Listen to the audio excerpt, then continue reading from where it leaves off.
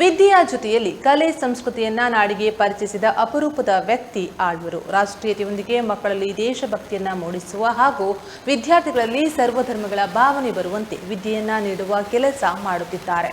ಆತ್ಮೀಯತೆಯನ್ನ ಗಳಿಸುವುದು ತುಂಬಾ ಕಷ್ಟ, ಆದರೆ ಆಳ್ವರು ಎಲ್ಲರಿಗೂ ಆತ್ಮೀಯರಾಗಿದ್ದಾರೆ. ಅವರೊಬ್ಬ ಮಹಾನ್ ಆಳ್ವರು ಎಂದು ಧರ್ಮಸ್ಥಳದ ಧರ್ಮಾಧಿಕಾರಿ ಡಾಕ್ಟರ್ ಡಿ ವೀರೇಂದ್ರ ಹೆಗ್ಡೆ ಹೇಳಿದರು. ಅವರು ಕರ್ನಾಟಕ ಗಣಿತ ನಗರದ ಜ್ಞಾನಸುಧಾ ಶಿಕ್ಷಣ ಸಂಸ್ಥೆಯ ಆವರಣದಲ್ಲಿ ನಡೆದ ಡಾಕ್ಟರ್ ಎಂ ಮೋಹನ್ ಆಳ್ವರ ಅಭಿನಂದನಾ ಕಾರ್ಯಕ್ರಮದಲ್ಲಿ ಆಶೀರ್ವಚನ ನೀಡಿ ಮಾತನಾಡಿದರು. ಮೂಡುಬಿದ್ರೆ ಆಳ್ವ ಶಿಕ್ಷಣ ಸಂಸ್ಥೆಯ ಡಾಕ್ಟರ್ ಎಂ ಮೋಹನ್ ಆಳ್ವ ಮಾತನಾಡಿ, ಜನ್ಮದಲ್ಲಿ ಎಂದು ನಾನು ಹುಟ್ಟುಹಬ್ಬವನ್ನು ಆಚರಿಸಲಿಲ್ಲ.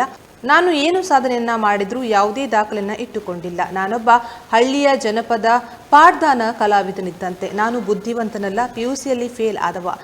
ದಡ್ಡನ ಎಂದು ಕೇಳಿದರೆ ದಡ್ಡ ಎಂದು ಒಪ್ಪಿಕೊಳ್ಳಲು ಎಂದೂ ಸಿದ್ಧನಿಲ್ಲ. ನಿತ್ಯ ವಿದ್ಯಾರ್ಥಿಯಾಗಿ ನಾನು ಕೆಲಸ ಮಾಡುತ್ತಿದ್ದೇನೆ. ನಾನು ವಿದ್ಯೆಯ ಜೊತೆಯಲ್ಲಿ ಪಠ್ಯೇತರ ಚಟುವಟಿಕೆಗಳಲ್ಲಿ ತೊಡಗಿಸಿಕೊಂಡ ಪರಿಣಾಮ ಇಷ್ಟು ಸಾಧನೆಯನ್ನ ಮಾಡಲು ಸಾಧ್ಯವಾಯಿತು. ನಾವೆಲ್ಲ ಯಾವುದೇ ಫಲಾಪೇಕ್ಷವಿಲ್ಲದೆ ಕೆಲಸವನ್ನ ಮಾಡಬೇಕು. ವ್ಯಕ್ತಿತ್ವದಲ್ಲಿ ಎಂದು ವ್ಯಾಪಾರ ಮನೋಭಾವ ಬೆಳೆಯಬಾರದು ಎಂದರು. ಇದೇ ಸಂದರ್ಭದಲ್ಲಿ ಆಳ್ವರಿಗೆ 72 ಸಂವತ್ಸರ ತುಂಬಿದ ಹಿನ್ನೆಲೆಯಲ್ಲಿ ಸವ್ಯಸಾಚಿ ಪುಸ್ತಕದ ಅನಾವರಣ ನಡೆಯಿತು. ಹಾಗೂ ಆಳ್ವರ ಹುಟ್ಟುಹಬ್ಬದ ಪ್ರಯುಕ್ತ ಅನಾರೋಗ್ಯದಿಂದ ಬಳಲುತ್ತಿರುವ 10 ಮಂದಿ ಹಾಗೂ 5 ಸಮಾಜ ಸೇವಾ ಸಂಸ್ಥೆಗಳಿಗೆ ತಲಾ 10,000ದಂತೆ ಆರ್ಥಿಕ ನೆರವನ್ನು ಅಜಿಕಾರ್ ಪದ್ಮಗೋಪಾಲ್ ಎಜುಕೇಷನ್ ಟ್ರಸ್ಟ್ ವತಿಯಿಂದ ನೀಡಲಾಯಿತು. ಕಾರ್ಕಳ ರೋಟರಿ ಆಸ್ಪತ್ರೆಯಲ್ಲಿ ಡಯಾಲಿಸಿಸ್ಗೊಳಗಾಗುವ ರೋಗಿಗಳ ಶುಶ್ರೂಷೆಗಾಗಿ ₹2 ಲಕ್ಷ ಚೆಕ್ ಹಸ್ತಾಂತರ ಮಾಡಲಾಯಿತು. ಸಮಾರಂಭದ ಅಧ್ಯಕ್ಷತೆಯನ್ನು ವಹಿಸಿದ್ದ ನಿಟ್ಟೆ ಎಜುಕೇಷನ್ ಟ್ರಸ್ಟ್ನ ಅಧ್ಯಕ್ಷ ಎನ್ ವಿನಯ್ ಹೆಗ್ಡೆ ಮಾತನಾಡಿ, ಆಳ್ವರು ವಿದ್ಯಾಕ್ಷೇತ್ರಕ್ಕೆ ನೀಡಿದ ಕೊಡುಗೆ ಅಪಾರವಾದುದು. ಅವರು ಜೀವನದಲ್ಲಿ ಎಷ್ಟು ಸುಖ ಕಂಡಿದ್ದಾರೋ ಅಷ್ಟೇ ಕಷ್ಟವನ್ನ ಕಂಡಿದ್ದಾರೆ. ಆಳ್ವರನ್ನು ಮಗನ ರೂಪದಲ್ಲಿ ಕಾಣುತ್ತೇನೆ ಎಂದರು. ಶಾಸಕ ವಿ ಸುನಿಲ್ ಕುಮಾರ್ ಪ್ರಾಸ್ತಾವಿಕ ಮಾತುಗಳನ್ನಾಡಿ, ಸಮಾಜದಲ್ಲಿ ಎಲ್ಲರನ್ನೂ ಸವ್ಯಸಾಚಿ ಎನ್ನಲು ಸಾಧ್ಯವಿಲ್ಲ. ಎಲ್ಲ ರಂಗದಲ್ಲಿ ಯಶಸ್ಸು ಕಂಡವರು ಆಳ್ವರು. ಎಲ್ಲ ಕ್ಷೇತ್ರದಲ್ಲಿ ಮೋಹನ್ ಆಳ್ವರ ಕೊಡುಗೆ ಇದೆ.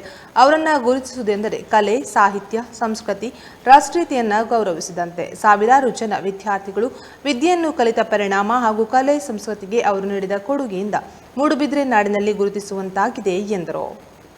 ಸಮಾರಂಭದಲ್ಲಿ ಮಾಜಿ ಗೃಹ ಸಚಿವ PGR ಸಿಂಧ್ಯಾ ಮತ್ತಿತರರು ಉಪಸ್ಥಿತರಿದ್ದು ಶುಭ ಹಾರೈಸಿದರು.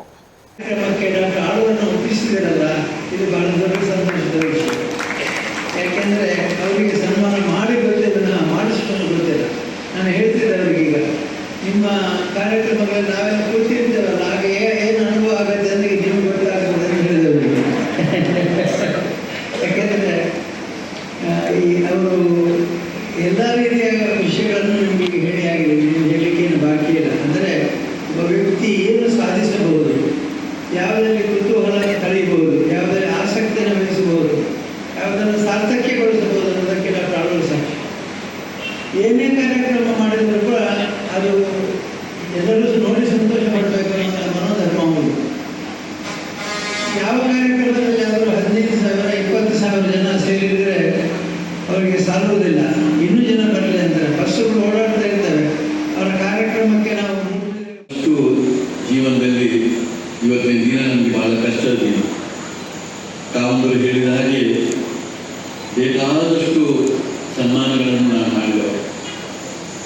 ಅವರಿಗೆ 60 ವರ್ಷ ತುಂಬಿದಾಗಲೂ, ಅವರಿಗೆ ಪದ್ಮಭೂಷಣ ಪ್ರಶಸ್ತಿ ಬಂದಾಗಲೂ ಮುಂಚೂಣಿಯಲ್ಲಿ ನಿಂತುಕೊಂಡು ಇಡೀ ಸಮಾರಂಭವನ್ನು ತಿಂಗಳುಗಟ್ಟಲೆ ಇದ್ದುಕೊಂಡು ಎಲ್ಲ ವ್ಯವಸ್ಥೆ ಮಾಡಿದ್ದಾರೆ. ಅಂತಹ ಹಲವಾರು ಗಣ್ಯರಿಗೆ ಸನ್ಮಾನ ಮಾಡಿದವರು.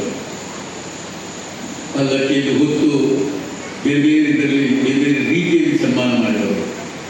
ಆದರೆ ಸ್ವತಃ ಅದನ್ನು ಅನುಭವಿಸುವಾಗ ಅದರ ಕಷ್ಟ ನಮಗೆ ಅನುಭವಿಸ್ತಾರೆ. ನಾನು ಎಂದೂ ನನ್ನ ಜನ್ಮದಲ್ಲಿ ಹುಟ್ಟುಹಬ್ಬವನ್ನು ಬಾಲ್ಯದಿಂದ ನಾನು ಆಚರಿಸಲೇ ಇಲ್ಲ, ನಾನು ಆಚರಿಸುವುದಿಲ್ಲ. ಆದರೆ ನನಗೆ ಸುಧಾಕರ್ ಶೆಟ್ಟರು ಒಮ್ಮೆ ಬಂದು 72ರ ಹುಟ್ಟುಹಬ್ಬವನ್ನು ಆಚರಿಸ್ತಾ ಇರುವಂತಹ ಗೌರವಾನ್ವಿತ ಮೋಹನ್ ಆಳ್ವ ಅವರೇ, ಸಮಾರಂಭದಲ್ಲಿ ಭಾಗವಹಿಸಿರುವಂತಹ ಎಲ್ಲ ಆತ್ಮೀಯ ಬಂಧುಗಳೇ, ಡಾಕ್ಟರ್ ಮೋಹನ್ ಆಳ್ವ ಅವರಿಗೆ 72 ತುಂಬುತ್ತಾ ಇರುವಂತಹ ಸಂದರ್ಭದಲ್ಲಿ ಕಾರ್ಕಳದ ನಾವೆಲ್ಲ ಬಂಧುಗಳು ಒಟ್ಟಾಗಿ ಸೇರಿ ಒಂದು ಅಭಿನಂದನೆಯನ್ನ ಮಾಡೋದ್ರ ಜೊತೆಯಲ್ಲಿ ಅವರ ಕುರಿತಾದಂತಹ ಒಂದು ಸಂಗ್ರಹ ಯೋಗ್ಯವಾದಂತಹ ಪುಸ್ತಕವನ್ನ ಬಿಡುಗಡೆ ಮಾಡಬೇಕು ಅಂತೇಳಿ ಆಲೋಚನೆಯನ್ನ ಮಾಡಿ ಈ ಕಾರ್ಯಕ್ರಮವನ್ನು ಇವತ್ತು ಆಯೋಜನೆಯನ್ನು ಮಾಡಿದ್ದೇವೆ. ಸವ್ಯಸಾಚಿ ಅಂತೇಳಿ ಈ ಕಾರ್ಯಕ್ರಮಕ್ಕೆ ಹೆಸರನ್ನ ಕೊಟ್ಟಿದ್ದೇವೆ.